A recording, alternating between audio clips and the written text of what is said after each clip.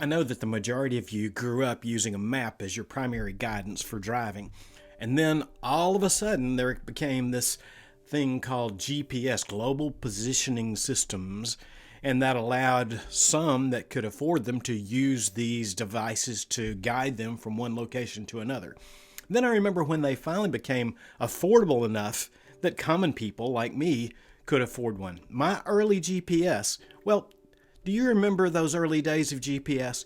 You could follow the instructions to the letter and end up in the middle of a cow pasture.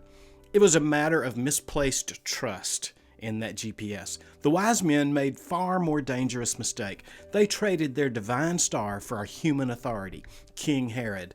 Their decision was logical, but it nearly cost them everything.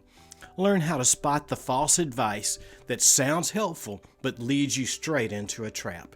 Welcome back to day 16 of Following the Star. We've moved past the moment of renewal. Today we face a critical lesson in discernment, false advice, false direction. Our theme is trusting divine direction over human authorities, even when the human path seems more logical. Directions on the road are important, but directions in life are far more important, with far-reaching consequences. I spent years as a consultant covering 2 states long before GPS was reliable. I would print out pages of a turn-by-turn, state-by-state direction from church to church.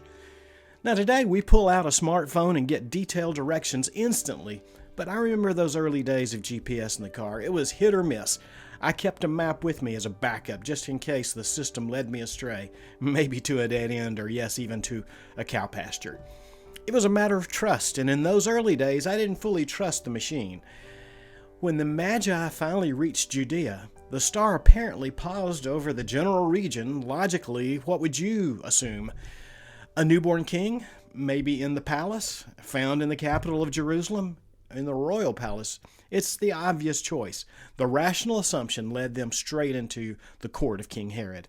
This decision proved to be a dangerous, deadly, almost disastrous detour. They traded their divine guidance, the star, for the human advice, the king, and the religious leaders, unwittingly walking into a trap set by deception. Their logical path, while seemingly helpful, led them away from the true destination and jeopardized their mission. In our own faith journeys, we must be vigilant against this false direction, which often comes disguised as rational, well-meaning, or authoritative advice. Frequently, we find that on TV or maybe on YouTube. We may choose the path that promises ease, success, or status, only to find that it leads us away from the humble, quiet path God intended for us. Discernment is the spiritual skill of testing advice, regardless of its source, whether it comes from a king, a friend, against the clear direction of the Word, the quiet conviction of the Holy Spirit. Remember, the call is from God, and no human can veto it or safely reroute it.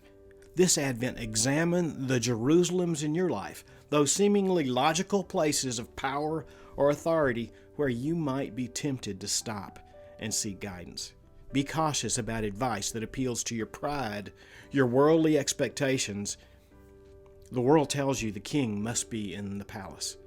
God tells you the king is in the stable. Trust that God's path, though it may seem illogical or humble, is the only safe and true route. Don't let human logic derail divine purpose. I want to encourage you to trust your GPS daily, God's positioning system. It relies on the Word, which is reliable, and the Spirit, which is true. Beware of false guides in our world.